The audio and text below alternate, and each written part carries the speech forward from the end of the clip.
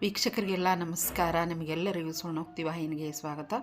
ಬನ್ನಿ ಸ್ನೇಹಿತರೆ, ಎಳ್ಳ ಅಮಾವಾಸ್ಯೆಯ ಪ್ರಯುಕ್ತ ಜನಪದ ಒಡಪುಗಳನ್ನು ನಿಮ್ಮ ಮುಂದೆ ಹೊತ್ತು ತಂದಿದ್ದೇನೆ.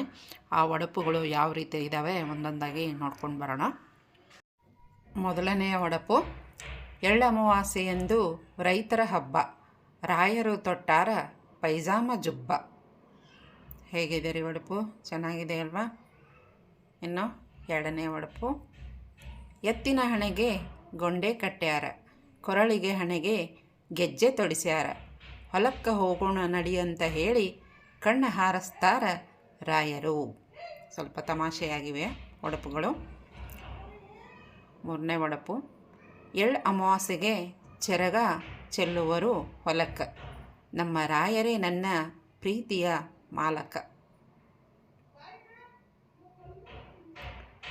5 ಕಲ್ಲುಗಳನ್ನು ಪೂಜಿಸುವರು ಪಾಂಡವರು ಅಂತ ಹೇಳಿ, ಒಡಪು ಹಾಕಿ ಹೇಳುವುದು ಬಂತು ನಿಮ್ಮ ಪಾಳಿ.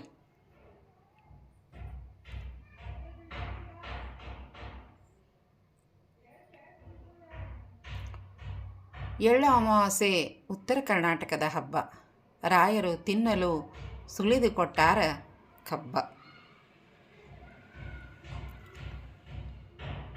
ಹೆಣ್ಣು ಮಕ್ಕಳು ಪಾಂಡವರ ಸ್ವರೂಪವಾಗಿ 5 ಕಲ್ಲುಗಳಿಗೆ ಪೂಜಿಸುವರು, ಹುಲ್ಲುಲ್ಲಿಗೋ ಚೆನ್ನಮಲ್ಲಿಗೋ ಎಂದು ಹಾಡು ಹೇಳುವರು ರಾಯರು.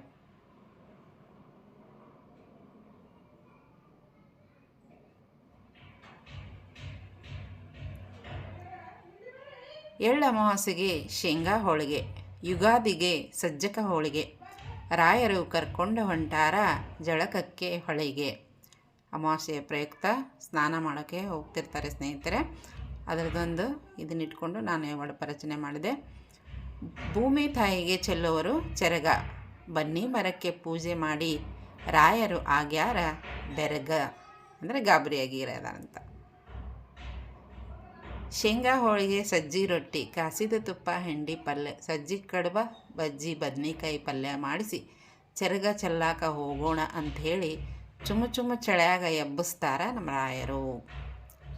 ನೋಡ್ರಿ ಹೇಗಿದೆ ಒಡಪು, ಚೆನ್ನಾಗಿದೆ ಅಲ್ವಾ? ಈ ಒಂದು ಅಮಾವಾಸ್ಯೆಯ ಪ್ರಯುಕ್ತ ನಾನು ಈ ಥರ ವಿಶೇಷವಾದ ಒಡಪುಗಳನ್ನು ರಚನೆ ಮಾಡಿದ್ದೀನಿ. ಚೆನ್ನಾಗಿ ಇದೆ ಅಂತ ಅಂದ್ಕೊಂಡಿದ್ದೀನಿ. ನಿಮ್ಗೆ ಹೇಗೆ ಅನ್ನಿಸ್ತಾವ ಅಂತ ಕಮೆಂಟ್ ಮಾಡಿ ತಿಳಿಸಿ ಸ್ನೇಹಿತರೆ. ಹೀಗೆ ನನ್ನ ಚಾನಲನ್ನು ವಾಚ್ ಮಾಡ್ತಾಯಿರಿ. ಈ ನನ್ನ ಸ್ವರ್ಣೋಕ್ತಿ ಚಾನಲಲ್ಲಿ ನಾನೇ ಸ್ವರಚನೆ ಮಾಡಿ ಸುಮಾರು ಒಂದು ಒಡಪುಗಳನ್ನು ವಿಡಿಯೋಗಳನ್ನು ನಾನು ಹಾಕಿದ್ದೀನಿ. ನನಗೆ ನೀವು ಪ್ರೋತ್ಸಾಹ ಕೊಟ್ಟರೆ ನಾನು ಇನ್ನೂ ಹೆಚ್ಚಿನ ರೀತಿಯಲ್ಲಿ ವಿಡಿಯೋಗಳನ್ನು ಮಾಡಿ ಹಾಕ್ತೀನಿ. ಮತ್ತೆ ಮುಂದಿನ ಒಂದು ವಿಶೇಷವಾದ ವಿಡಿಯೋದೊಂದಿಗೆ ಸಿಗ್ತೀನಿ. ಅಲ್ಲಿಯವರೆಗೂ ನಮಸ್ಕಾರ.